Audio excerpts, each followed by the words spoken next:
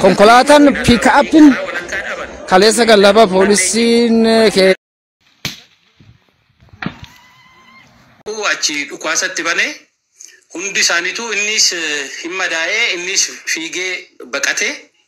yeroo kanatti hundi isaaniitu makiinaa gatanii baqatanii akkuma waan birrii boorsaa isaatii baasee biteetti fata jedhee bira dhaabbatee suuraa ka'e aantee argite dhiirummaan akkana bara faannoo morma sii qabee makiinaa keessaa gadi buusee makiinaa sii fudhateeti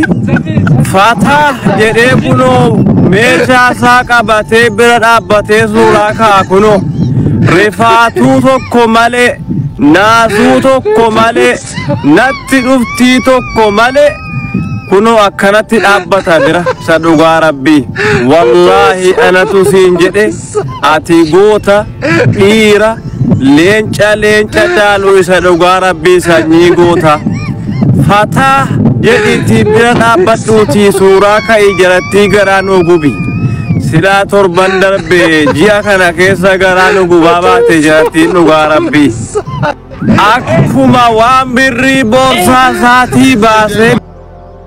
jirra jirtu ashammaa harka fuune isinin jecha abdii orooti takkaa kutaa kootiin dhaadadheelleen beeku har'as immoo dhaadannoo osoo hin taane dhugaa kutaan kan koo qabu irraa dubbachuufan dhufe ani garuu waan na ajaa'ibe keessaa oromoon tuni miidiyaan ishiin qabdu dhumaatii ummata keenya hafarsee biddeena yookaan birrii ittiin dalagatuu malee waan ummata keenya irraa oolche balaa irraa oolche irraa dubbachuu hin beektu jedhe warri miidiyaadhaa tunillee dhugaa rabbii dubbachuudhaaf waan hedduu na ajaa'ibe keessaa inni na jalatti argitan kun Mahammad Abduu jedhama dhalataa Walloo Kamiseeti guyyaa dheengaddaa faannoo gocha dheengaddaa san nurratti raawwachuudhaaf silaa karaa yaatee nama fattashtee makiinaa keessaa Oromoo ta'uudhaaf gabbuuftee qaluudhaaf karoora ishiitiin makiinaa keessaa baastee fattashaa jirtu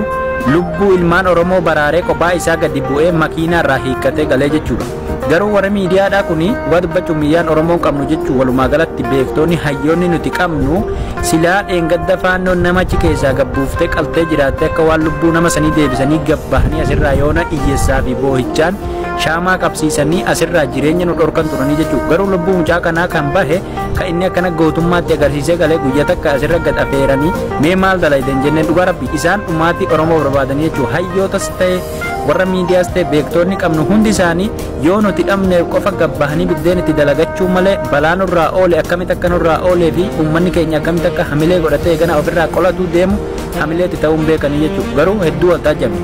Nuti akka Wallootti takkaa nama nurraa du'eef shaamaa qabsiisnee gabbaanee boonyeen beeynu takkaa wanni fedhe nurra taamee hiriira mana barumsaa keessa gayyaanee uleedhaan garafamnee yookaan tumamnee ari'amnee beeynu waan taame hundaa uumama taame saniin deebifna garuu akka Oromootti hedduu wal taajjabne ammoo akka Wallootti rakkoo takkan qabu inni eegumsas ni qaba waa hundatti biyya isaati isa eegaa jechuudha inni waa takka illee ta'uu hin danda'u beekamtii kanaan argachuuf illee miti inni gadalage kun hojii ilmaan Wallooti rakkoon qabu haa ta'u malee akka Oromootti hedduu wal taajjabne jechuudha soo Oromoo kutaa biraa ta'e har'a miidiyaa kanarra deemee affeerramee bakka meeqatti